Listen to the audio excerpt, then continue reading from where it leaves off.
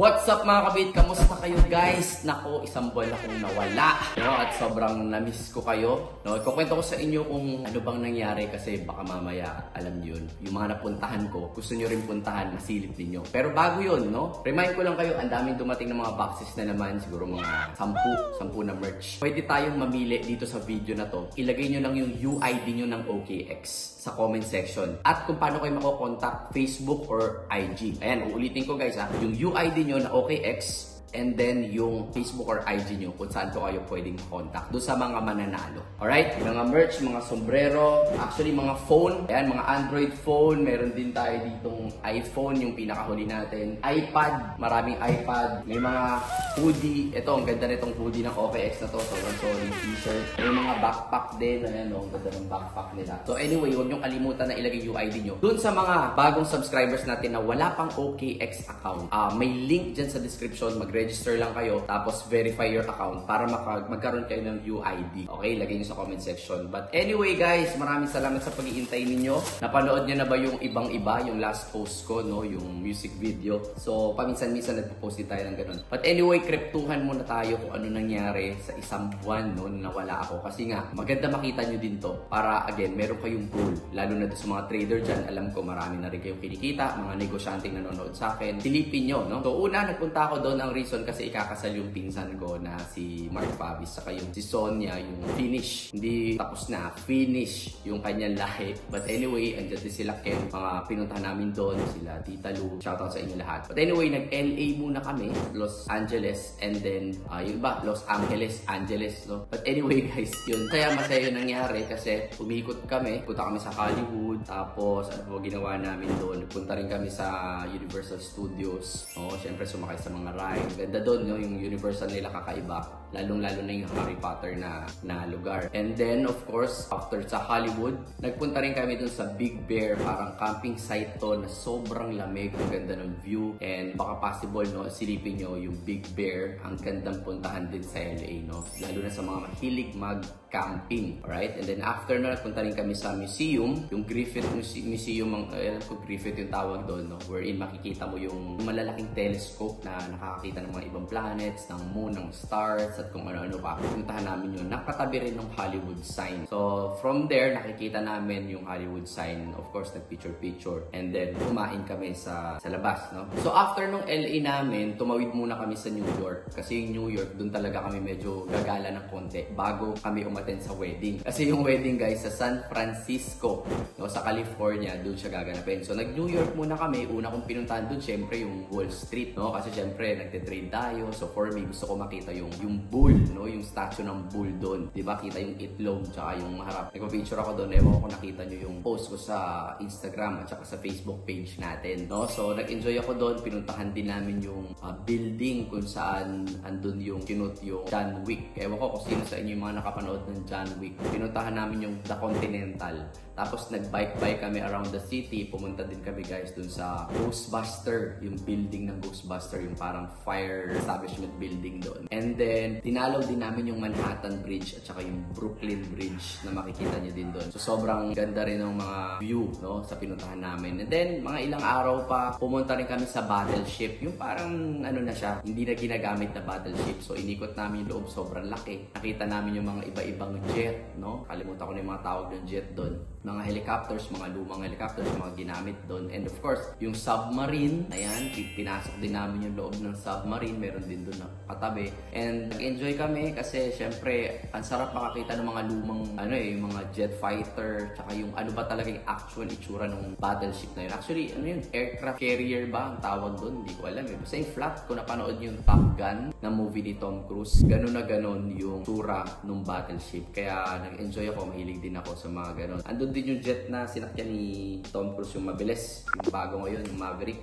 And of course, nag-ikot-ikot din kami. Nagsumakay kami ng parang ferry ba yun? Ferry boat para iikot kami sa buong New York na makakapunta kami doon sa Statue of Liberty na sobrang lapit lang. Even malapit lang din doon yung pinuntahan din namin yung sa Men in Black. Kung alam niyo yung headquarters ng Men in Black, no? Pinuntahan din namin. Ang dami actually, nakakatuwa. Kasi pag tinitingnan ko yung New York, nakita ko, dito naglaban yung kaila Iron Man, no? So for me, medyo nag-enjoy ako kasi syempre mahilig tayo manood ng movie at the same time.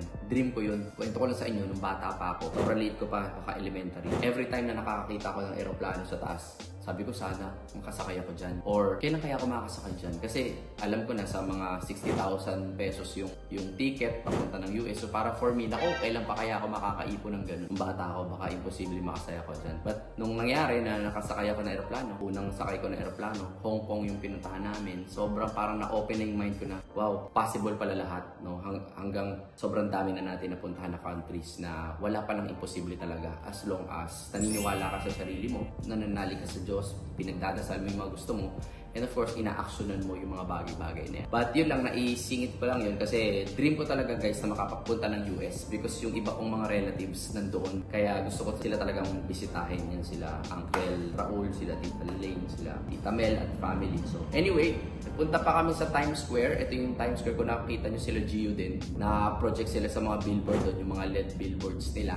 No? Makikita nyo yung puros billboard. Nasa movie lahat yun. No? Lagi siyang nandun. Kung nakita nyo Resident Evil, diba? Or sa Japan yata yun. But anyway, din yun. Sa Times Square, lagi siyang nasa movie. Sa Spider-Man, lagi nandun. So, nagpunta din kami guys dun sa parang Iron Building kung saan nandun yung headquarters naman nung The Boys. Pinapanood ko kasi yung The Boys sa Prime Video. Kung napanood nyo yun, maganda rin siya. Para silang mga superheroes na yung real story niya. Nag-promote pa yun. No? And anyway, pumunta rin kami guys sa Avengers Building, no? And of course, sa Empire State Building. Pero para makita namin yun, umakyat kami sa tuktok ng Rockefeller Building. Yung Rockefeller Building, 360 yung view nun, nakikita mo. Even yung Grand Central Park na nilakad namin, sobrang lawak na park na yun. Sa lahat ng concrete building, concrete jungle nga ang tawag sa New York. Yun ang makikita mo na andun lahat ng puno. Parang nakakulong yung puno dun. And then, puro building na.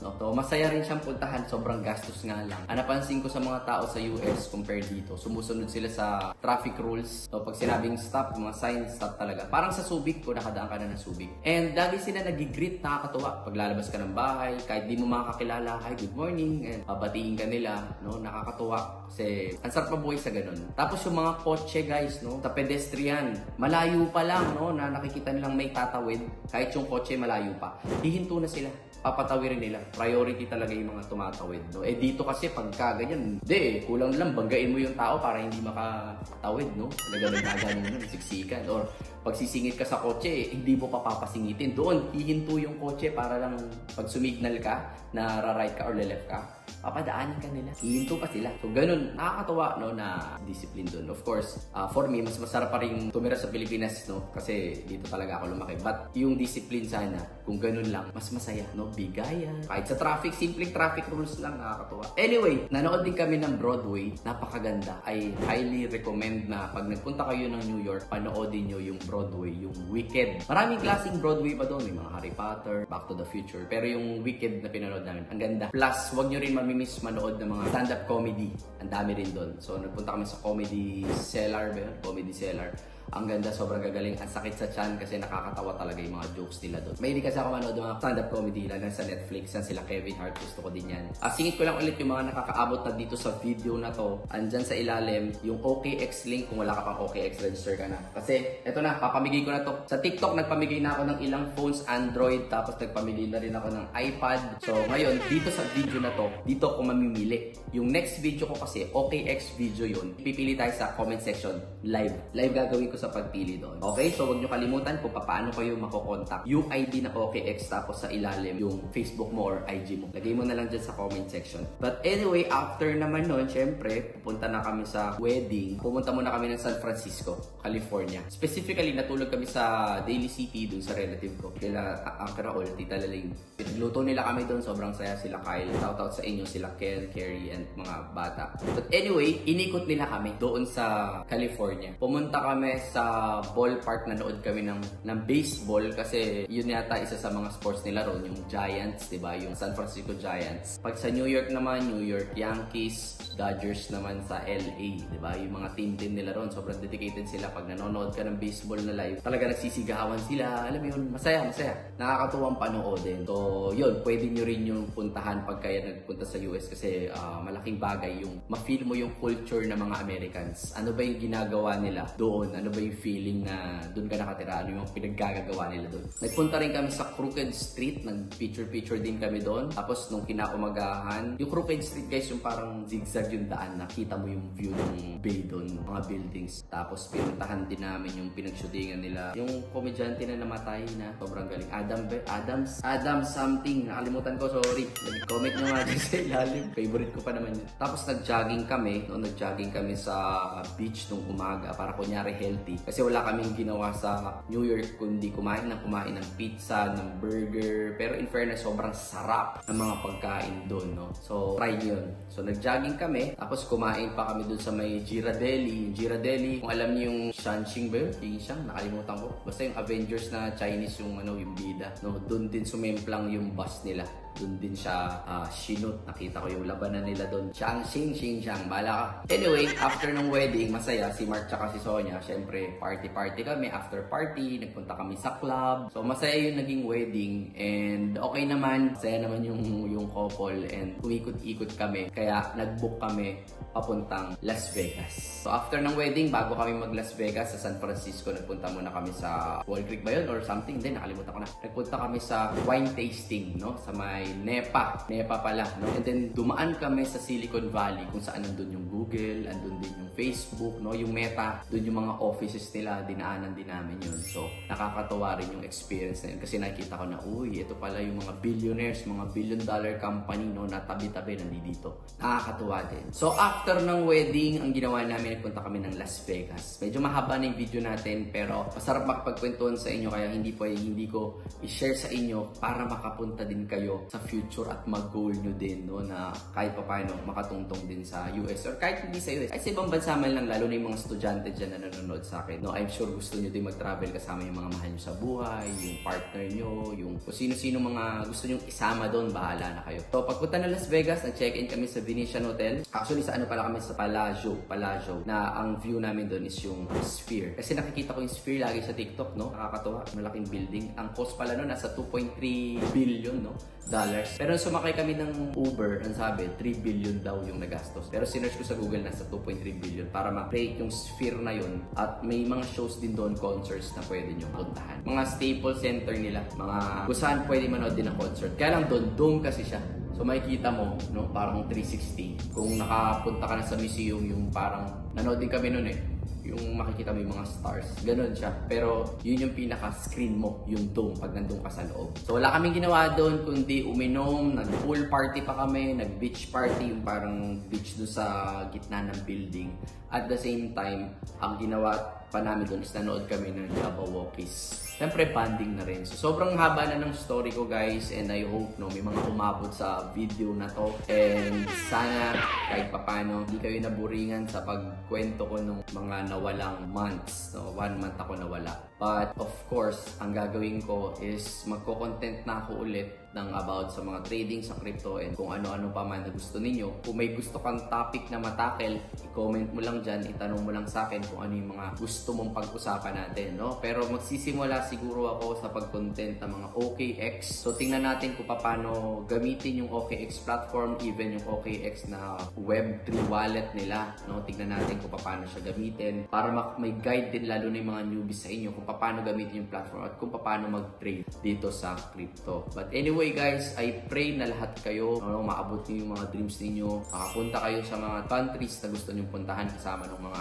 family niyo at mahal niyo sa buhay. And I believe walang imposible. Basta maging maayos ka lang sa tao, wala kang inaapakan, lagi ka nagdadasal at ina-actionan mo everyday yung mga goal mo sa buhay. Dahil ako before, wala ako. Pero dahil I believe sa sarili ko, I believe sa God natin, wala akong tigil mag-pray at gumawa ng action, pagtulong sa inyo, pag-share ng mga info na alam ko. I'm not perfect, but kung meron akong gustong matutunan or may na-experience ako sa buhay ko, i-share ko sa inyo para kayo din kahit paano may ma-inspire ako kahit isa lang sa inyo. So yun lang, thank you sa pagsama sa akin dito sa video na to. God bless you. Huwag nyo kalimutan guys, yung mga iPad natin, iPhone, comment nyo yung OKX nyo. Wala ka pang OKX, may OKX link dyan sa baba.